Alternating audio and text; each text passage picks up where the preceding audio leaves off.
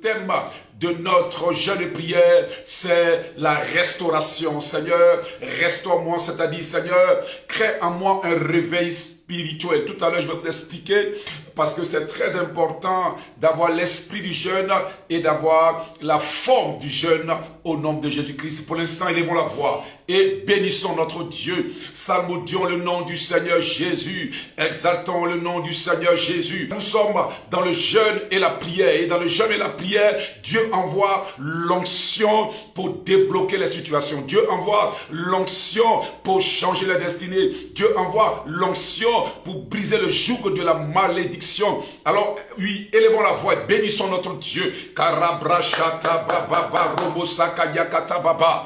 Rambroshata baba karabasaka yakata baba.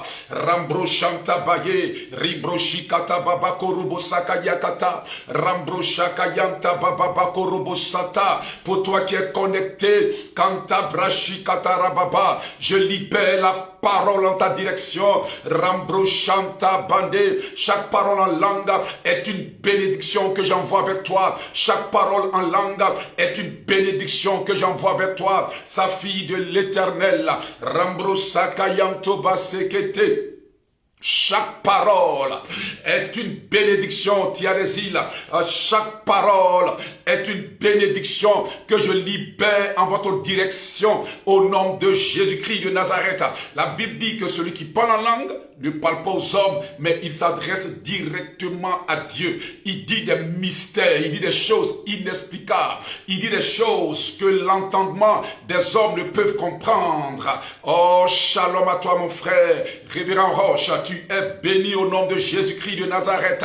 Alors chaque parole en langue, je libère une dimension de la puissance de Dieu sur chaque personne connectée en cet instant précis. Sachez que pendant que tu es connecté, tu es localisé par l'Esprit de Dieu, quelle que soit la ville, la nation dans laquelle tu te trouves, tu es localisé par la puissance du Saint-Esprit.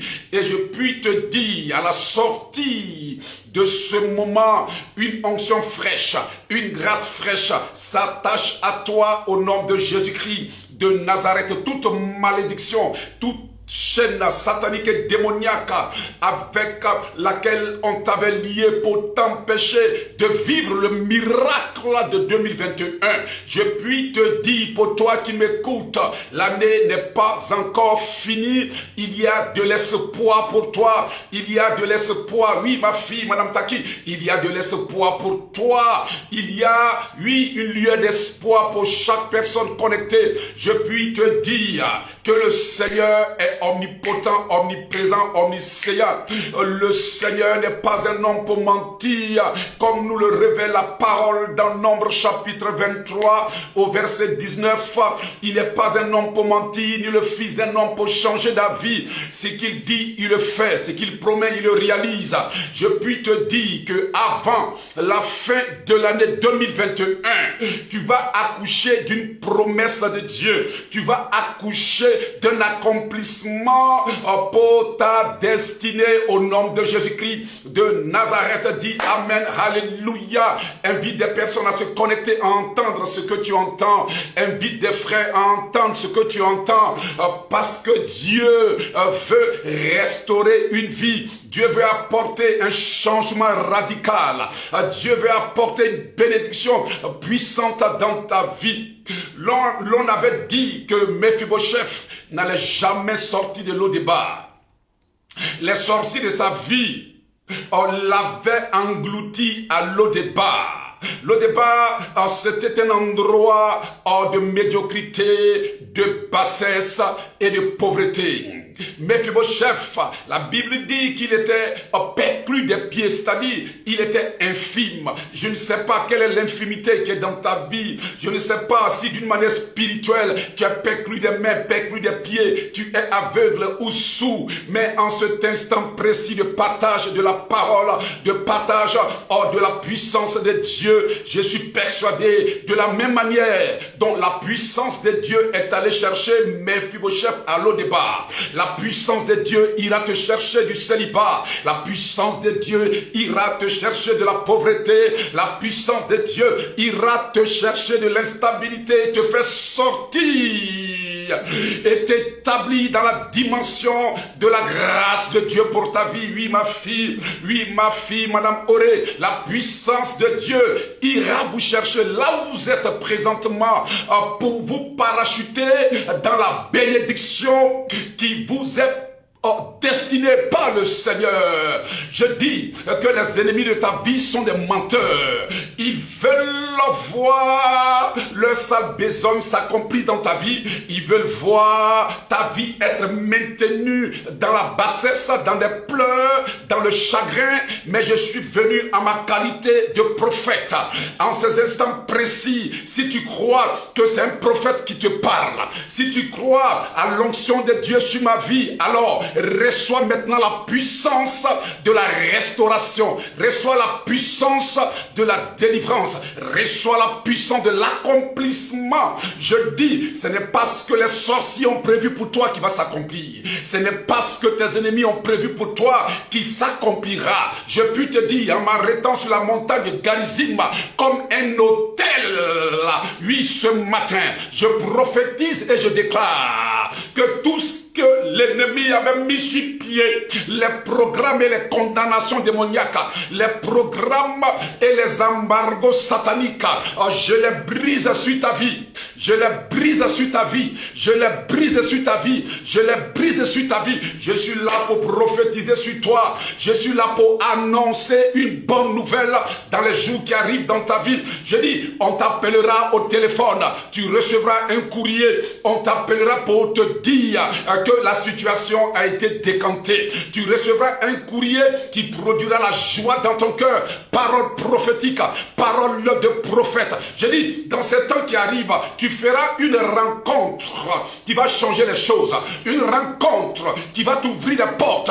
Et je prophétise cela en ta direction. Les bonnes personnes de ta destinée, les personnes liées à ta vie, les personnes liées à ton miracle, les personnes liées au prodige de Dieu dans ta vie, je les appelle maintenant à venir vers toi au nom de Jésus-Christ. Je les appelle à venir vers toi au nom de Jésus-Christ de Nazareth. Et les mauvaises personnes, les personnes qui viennent pour t'envoûter, pour arracher ta bénédiction, pour capturer tes grâces, je les éloigne de toi par la puissance de Dieu que je libère en cet instant précis vers toi. Alors si tu dis Amen, tu reçois la puissance.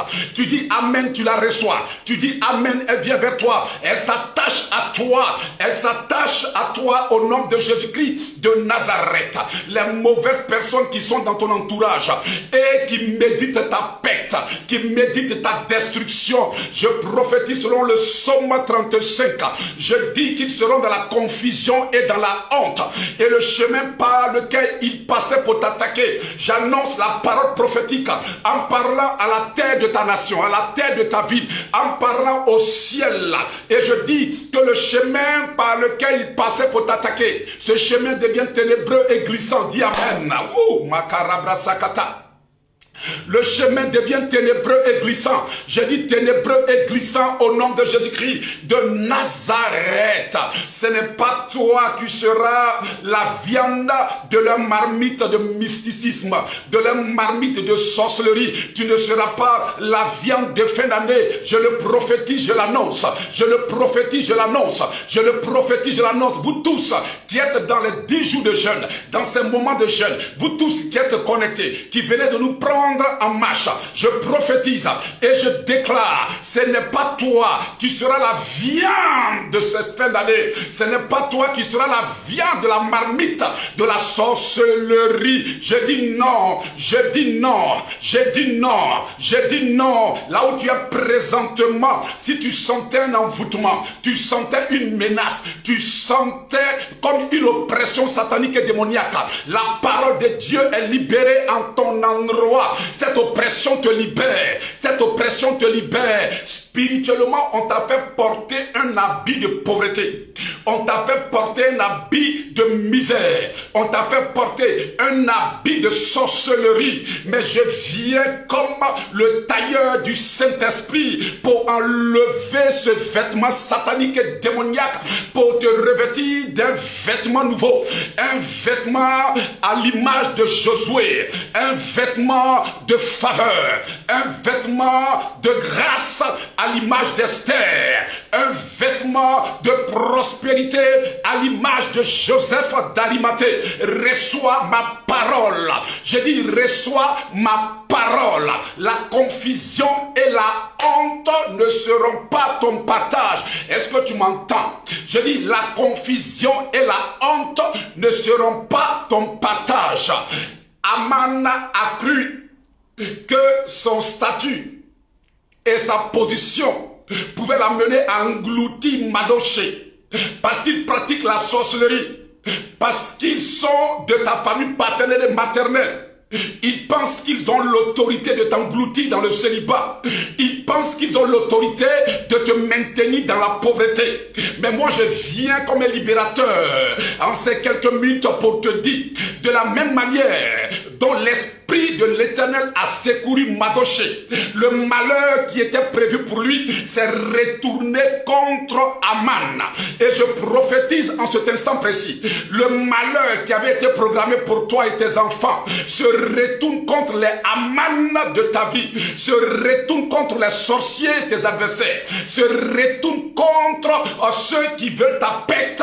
Dis Amen, je reçois. Dis Amen, je reçois. Dis Amen, je reçois. La Bible ne dit-elle pas que dans le livre de 1 Samuel chapitre 2 verset 8, Dieu prend de la poussière le pauvre et du fumier l'indigent et il est fait asseoir à la table des grands. Madoché n'était qu'un gardien, un vigile, mais Dieu l'a pris de sa position et Dieu l'a élevé à une position supérieure.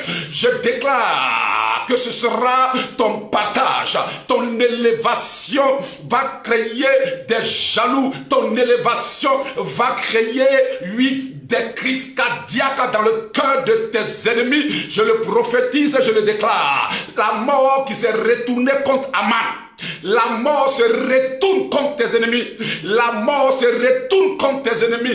Dis Amen, je reçois la parole. Dis Amen, je reçois la parole au nom de Jésus-Christ de Nazareth. Alléluia. Oh, Harabrasakata. Maintenant, écoute-moi.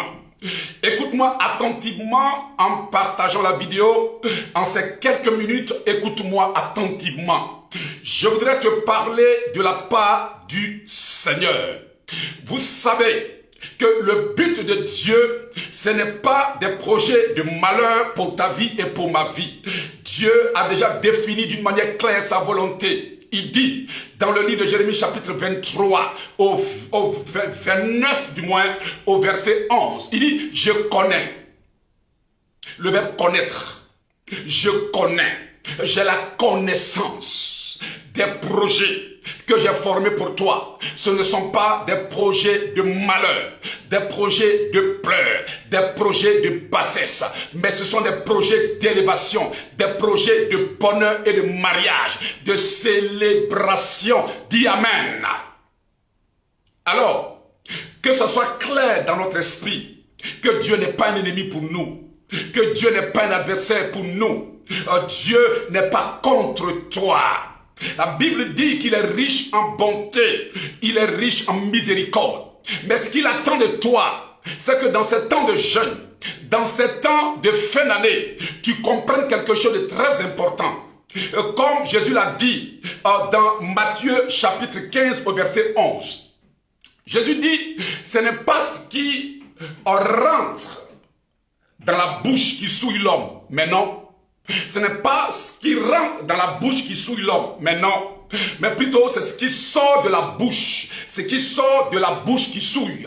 Et plus tard dans Luc chapitre 6 au verset 45, Jésus va dire encore que c'est de l'abondance du cœur, parce que le cœur n'est pas à l'extérieur, le cœur est à l'intérieur. Donc c'est de l'abondance du cœur que la bouche s'exprime, c'est de l'abondance du cœur que la bouche parle. Ça veut dire quoi?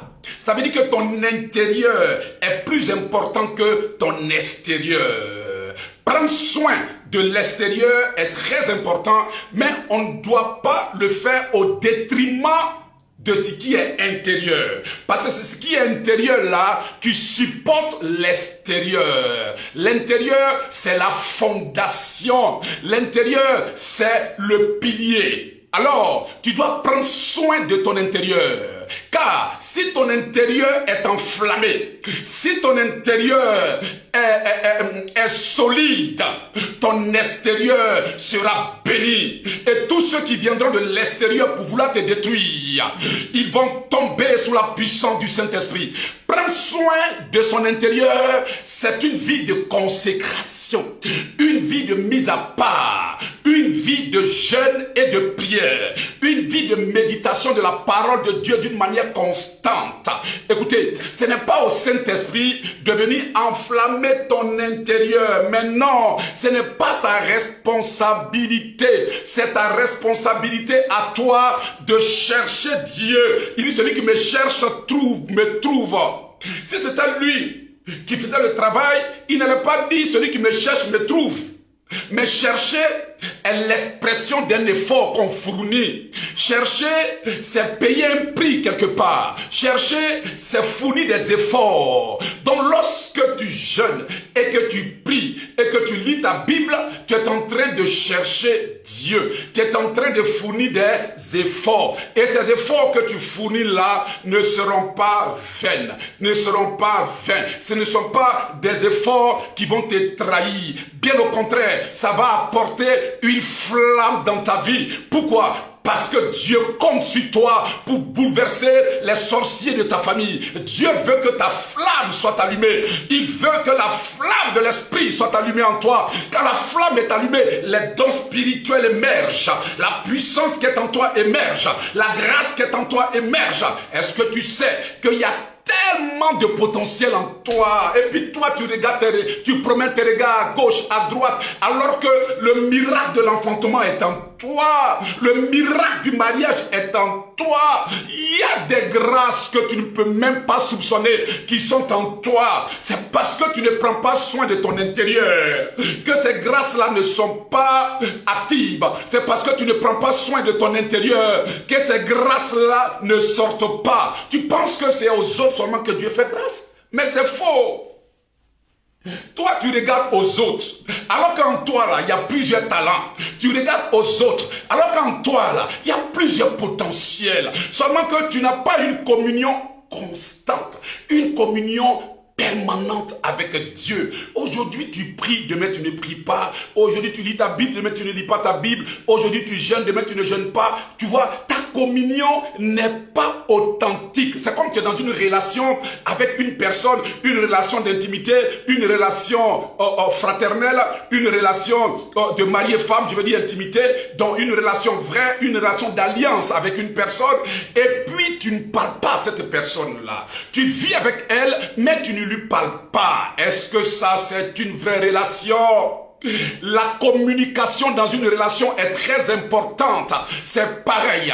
Dans la relation spirituelle avec Dieu, avec Jésus, il faut la communication. En lisant ta Bible, tu es en train de communiquer avec Dieu. En priant, tu es en train de communiquer avec Dieu. En écoutant le prophète Degré Parfait parler en cet instant précis, tu es en train de communier avec Dieu. La communication avec Dieu est très importante. Ça permet à la flamme de l'esprit d'être active. Ça permet à la flamme de l'esprit de sortir. Il y a des trésors inimaginables en toi. Tu cherches de l'argent, mais l'argent est en toi. Tu cherches la santé est en toi. Tu cherches la gloire, mais la gloire est en toi. Il y a des trésors trésors inestimables, des trésors que tu ne peux pas soupçonner qui sont en toi. Dieu veut simplement que tu rentres dans une communion pour que ce qui est en toi émerge. C'est une question d'émergence. Alors pour que ça émerge, il faut une communion. Qui priera à ta place? Qui jeûnera à ta place? Qui va lire la Bible à ta place? C'est toi qui dois vivre ton expérience avec Dieu. Cher ami, bien-aimé, c'est toi qui dois vivre une expérience avec Dieu. Beaucoup disent, Dieu lui-même n'a qu'à venir pour que ma vie soit enflammée. Dieu lui-même, il n'a qu'à faire. Il ne fera jamais. Il ne fera jamais. Non, non, non, non, non. C'est ta responsabilité. Et cette pensée est une pensée des paresseux, est une pensée satanique et démoniaque que Satan a inculqué à l'esprit de beaucoup d'enfants de Dieu. Ils se disent, si Dieu veut, il va me pousser à la prière. Si Dieu veut, il va mettre l'amour de la parole dans mon cœur. Si Dieu veut, il va faire ceci, il va faire cela. Mais qu'est-ce que toi tu dis? Est-ce que nous sommes des robots? Nous avons une âme. Nous avons une personnalité. Et dans ton âme, il y a 3 compartiments. Il y a le compartiment de la pensée. Il y a le compartiment des émotions. Tu as des émotions. Tu as des sentiments. Il y a le compartiment, le 3e compartiment, c'est le compartiment de la volonté et la capacité de décider. Nous décidons, Jésus a dit, je mets devant toi la vie et la mort, mais je t'exhorte à choisir la vie. Ça veut dire que c'est de ta responsabilité le choix. C'est toi qui choisis. Alléluia. Tu es allé dans telle faculté, c'est toi qui choisis. Tu as fait telle formation, c'est toi qui choisis. Oh, tu as le goût de tel repas, mais c'est ton choix. Ton choix n'est pas mon choix. Le choix de ton mari n'est pas le choix du mari de ta soeur. Le choix de ma femme n'est pas le choix de la femme de mon frère. Chacun a ses goûts. C'est l'homme qui choisit. Pourquoi tu veux que Dieu prenne tes responsabilités? Et parce que tu veux que Dieu prenne tes responsabilités, tu es englouti dans le sommeil spirituel.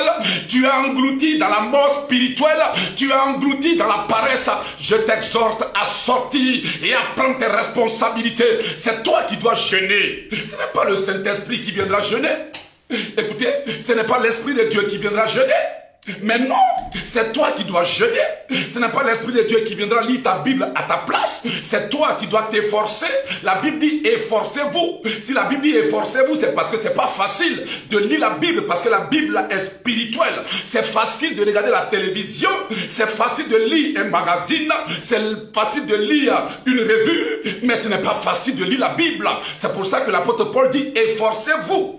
Efforcez, même quand le sommeil est là, efforce-toi. Lave ton visage, bois quelque chose pour ne pas que le sommeil prenne le dessus. Efforcez-vous, c'est l'expression d'une bataille. On doit se battre pour prier, parce que c'est facile de bavarder 2 heures, mais difficile de prier 2 heures. C'est facile de dire des haïneries pendant 2 heures, des balivernes pendant 4 heures, mais c'est difficile de prier pendant même 1 heure. C'est pour ça que la Bible dit efforcez-vous, efforcez-vous. Efforcez-vous, efforce-toi. Oh Makata, si tu t'efforces, je puis te donner la certitude que le don de la prophétie qui est en toi, la puissance de la libéralité qui est en toi, la puissance qui attire l'argent, la puissance qui attire les bonnes choses qui est en toi, que Dieu a mis en toi d'une manière particulière, va s'activer et tu verras la gloire du Seigneur. Alors ce matin,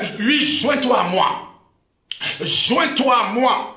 Comme des guerriers, nous portons le casque du salut. Nous portons l'armure, la cuirasse de la droiture. Nous portons l'épée qui est la parole de Dieu. Nous portons la ceinture de la vérité. Nous portons les chaussures de l'évangile. Et nous nous levons contre les puissances des ténèbres. Au nom de Jésus-Christ de Nazareth, tout ce qui est sommet spirituel dans ta vie est abattu au nom de Jésus-Christ. L'esprit de paresse, l'esprit de louteur, nous le lions, nous le ligotons, et je dis dehors au nom de Jésus-Christ de Nazareth. Dehors, dis amen. Amen. D'ailleurs, dis Amen. Je libère la parole de Dieu sur toi. Je dis, tu es une femme de décision. Une femme qui marquera et qui marquera sa génération. Un homme de décision. Un homme fort, puissant. Ils ne pourront pas t'abattre. Alors ne t'abats pas dans ton cœur. Ne te décourage pas parce qu'ils ne pourront pas t'abattre. Il y a de l'espoir pour toi. Il y a de l'espérance pour toi. Oui, rien n'a encore terminé. La course, tu es engagé. Cours et persévère dans ta course. Cours et persévère dans ta course tout en portant tes regards vers le consommateur de la foi. Jésus-Christ de Nazareth. Celui qui améliore la foi. Celui qui perfectionne la foi. Je prophétise qu'il va te perfectionner. Aujourd'hui, on a iPhone 12. Autrefois, on avait iPhone 2. On a perfectionné l'iPhone, c'est devenu iPhone 3. Perfectionné, c'est devenu 4. Perfectionné, c'est devenu 5. Jusqu'à aujourd'hui, on a 12. Et demain, on aura iPhone 13. Je dis que ta vie sera perfectionnée. La personne qu'on voit présentement là, ce n'est pas le vrai toi. Aïe, aïe, aïe, aïe, aïe. Ce n'est pas le vrai toi. Parce que avant que l'année ne finisse, l'Esprit de Dieu va te perfectionner dans un domaine bien précis. Un domaine des affaires. Un domaine du travail, un domaine de la nationalité, un domaine des papiers, un domaine du voyage, un domaine de la faveur, un domaine du mariage, un domaine des fiançailles. Je dis, tu seras perfectionné dans un domaine. Reçois ma parole. Reçois ma parole. Dis Amen si tu la reçois. Reçois ma parole. Ta vie sera perfectionnée.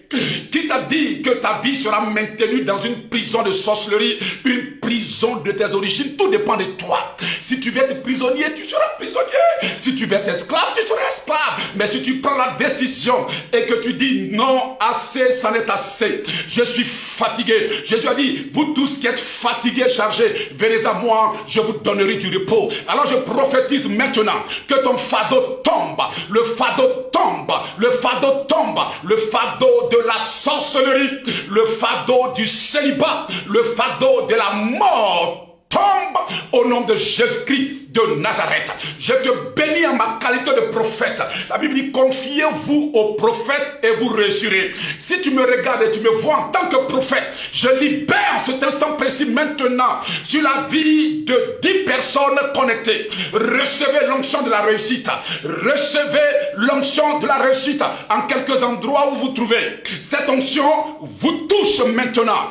Elle vous touche maintenant. Elle vous touche maintenant. Et je prophétise, dans les 60 jours qui arrivent, tout ce que tu feras connaîtra réussite. Tout ce que tu entreprendras connaîtra réussite. Tout ce que tu feras connaîtra succès. Je le prophétise et je dis reçois.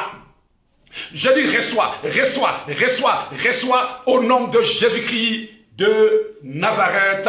Dis 3 fois avec moi. Amen, amen, amen. Alléluia.